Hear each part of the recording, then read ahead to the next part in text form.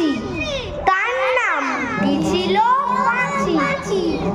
উড়তে উড়তে পাঁচি গিয়ে পড়ল সাঁচি। আর একটা মৌমাছি, তার বাড়িও সাঁচি। পাঁচিকে দেখে বলল মাছি, আয় দুজনে নাচি। পাঁচির হাতে ছিল একটা ছোট্ট মতন কাঁচি। সে বলল তার চেয়ে বরং মুখ দুটো তোর চাচি। যেই না গেল মুখ চাচতে সেই বড় মৌমাছি দিল একটা হাঁচি। উড়তে উড়তে উড়তে উড়তে উড়তে উড়তে তখন পাঁচি গিয়ে পড়ল রাঁচি। আর রাঁচিতে গিয়ে বলল পাঁচি, মরণ হলে মাছি।